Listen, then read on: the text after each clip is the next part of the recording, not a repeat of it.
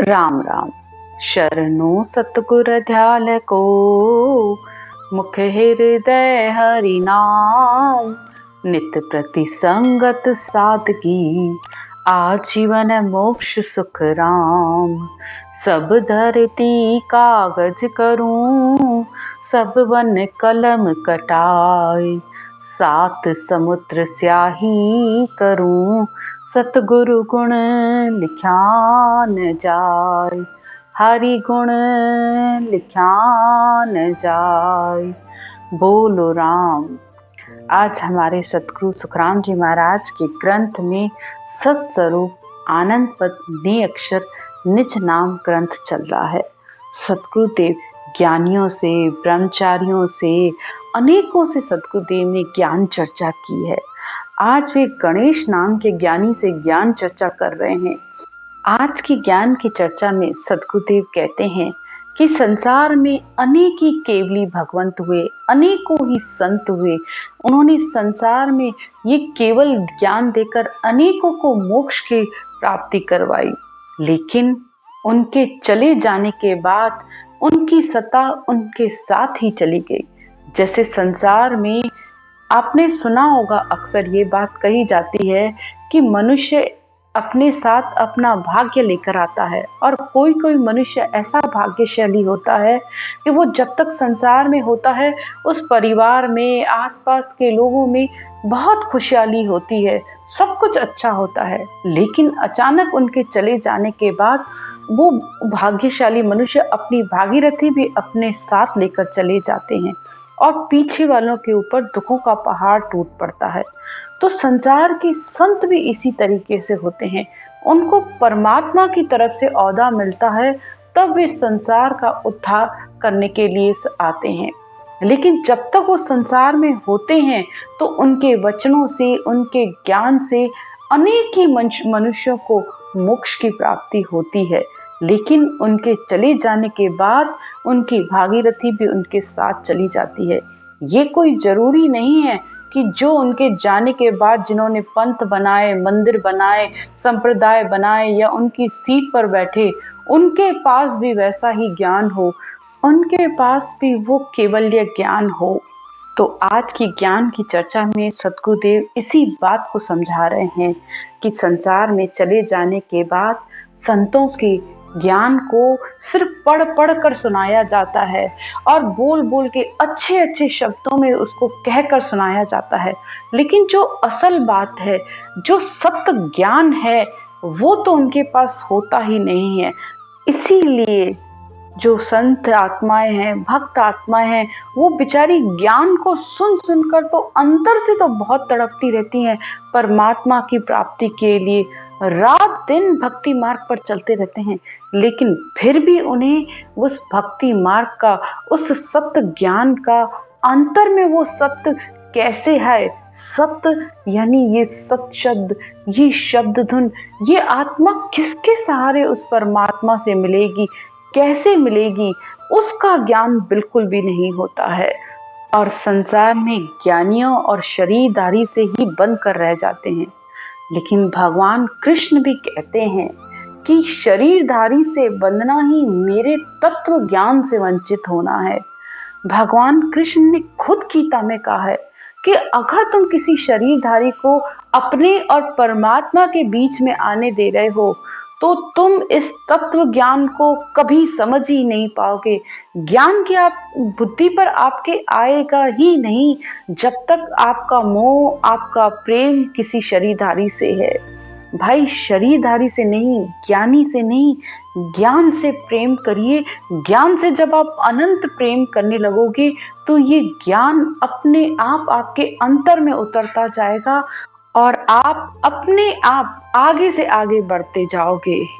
क्योंकि ज्ञान ही आत्मा को हर चीज से अलग करता है, माया से, ब्रह्म से, संसार के हर चीज से ज्ञान ही अलग करता है।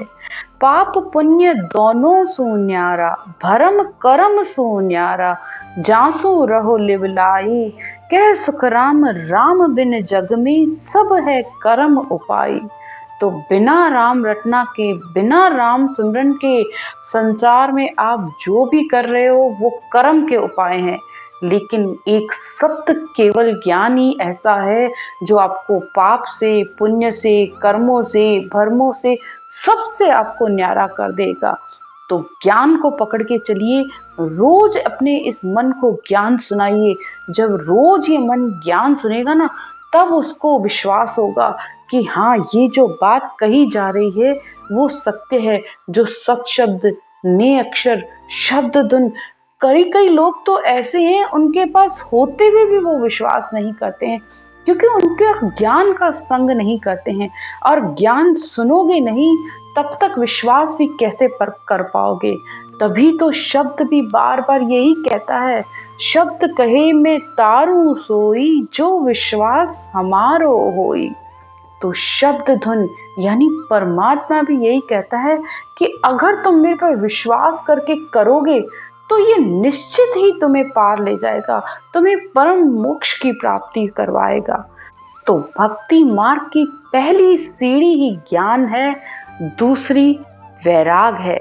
जब तक भक्ति के साथ ज्ञान और वैराग रूपी पुत्र नहीं होंगे तो भक्ति कैसे आपकी आगे बढ़ेगी।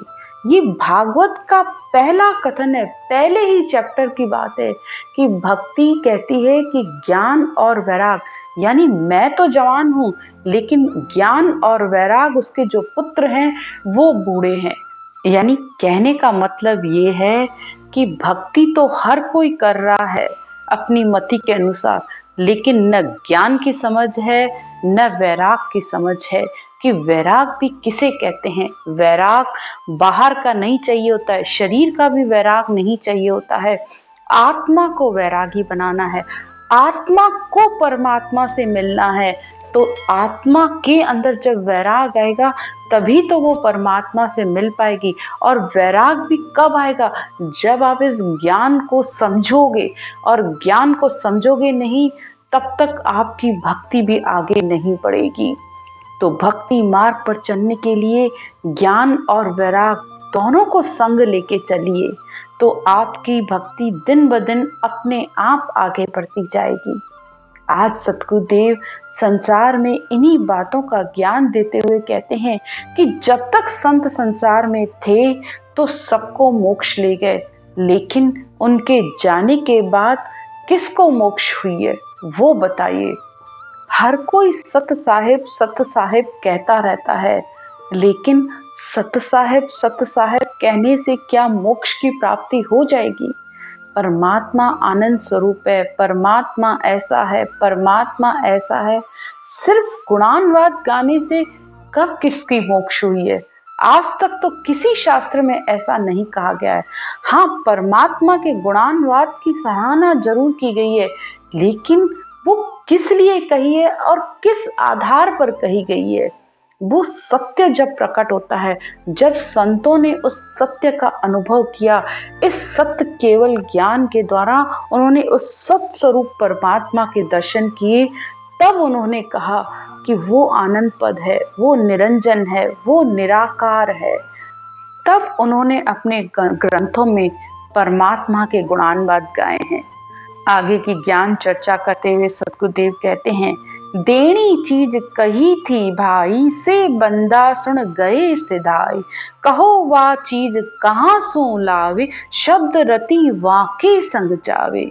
अब जिस तरह संसार में किसी ने कोई चीज किसी दूसरे को देने के लिए कही, लेकिन जो कहने वाला है वो संसार में अब रहा नहीं, तो वो चीज दूसरे को कैसे मिल सकती है। इसी तरह सिर्फ ग्रंथों को, पुराणों को पढ़कर पढ़ने से और सिर्फ सुनने मात्र से ये सत्शब्द, ये शब्द धुन नहीं आती है, ये करने पर आती है।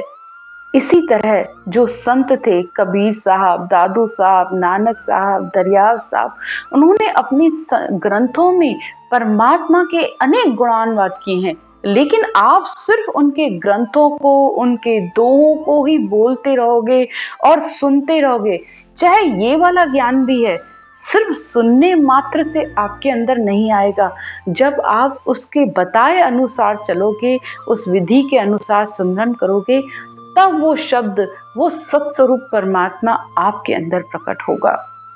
आगे सद्गुरुदेव कहते हैं, नाम पुरुष का है जग माही, बाता अर्थ तके सब याही, लेन देन किया बहारा, उन समय सब सत्य प्यारा। अब संसार में अनेक ही महापुरुषों का, संतों का ज्ञान है, अर्थ भी है, सब कुछ ग्रंथों में दिया हुआ है, लेकिन उनको पढ़कर, सुनकर उनको मोक्ष की प्राप्ति नहीं हो सकती। ये बात तब सत्य थी जब वो संसार में थे और ज्ञान दे रहे थे। उस समय वो अपने साथ अनेकों को मोक्ष में ले गए, लेकिन उनके जाने के बाद उनके ज्ञान को पढ़ पढ़कर किसी की मोक्ष नहीं हुई है। आगे सद्गुरुदेव कहते हैं, भाग पुरुष सुन जग में आई, कियो नाम जगत के माही। भाग्यशाली पुरुष संसार में आते हैं और अपना नाम करके जाते हैं, लेकिन जिणकू चीजा देनी की भी, वाकू माया बहुविध दीवी। यानी जो चीज संसार को देने के लिए संतों ने कही, वो तो उन्होंने दी नहीं, बल्कि संसार को माया के ज्ञान में ही फंसा कर रख दिया। अब माया के ज्ञान में यानी चमत्कार। और आप संसार की चाल देख लीजिए, जहां ज्यादा भीड़ होगी, जहां ज्यादा चमत्कार होगा, भीड़ आपको दिखेगी वही, क्योंकि संसार में सिर्फ भीड़ चाल है। हर किसी को यही लगता है कि यहाँ इतनी भीड़ है तो मतलब सब कुछ ज्ञान है ही यही। वो माया के ज्ञान में और ब्रह्म प्राप्ति के ज्ञान में अंतर ही नहीं कर पाते कि भाई जहाँ चमत्कार की बात हो रही है, जहाँ आपके दुख को दूर करने की बात हो रही है, आपके रोगों को दूर करने की बात हो रही है, जहाँ आपके सुख की बात हो रही है, वो माया का ज्ञान है। निश्चित तौर पर वो माया का ज्ञान है। तो ज्ञान को सुनकर समझने की तो कोशिश कीजिए कि ज्ञान कौन सा है, कहाँ तक का है। आगे सद्गुरुदेव कहते हैं, लारे कोई चलावे चावे, तो द्रव चढ़ावे कहाँ सो लावे। भागीरथी गई जे संग भाई, वचन सवाल रहे जग के माही। अब जो संसार से मनुष्य चला गया, उसने अपनी कोई चीज किसी दूसरे को देने के लिए कही, लेकिन अगर देने वाले के पास वो धन और है ही नहीं, तो वो आगे वाले को कैसे देगा। जिस तरीके से जब संसार में संत थे तो उनका ज्ञान, उनका केवल ज्ञान आगे वाले में आया ही नहीं, उसे पता ही नहीं है सत्य ज्ञान है क्या, सत्य किसे कहते हैं, तो वो सामने वाले को भी क्या देगा। तो संसार में उनका ज्ञान सिर्फ सवाल ही बनकर रह गया। तभी तो लोगों के अंदर इतने ज्यादा सवाल होते हैं कि खत्म ही नहीं होते।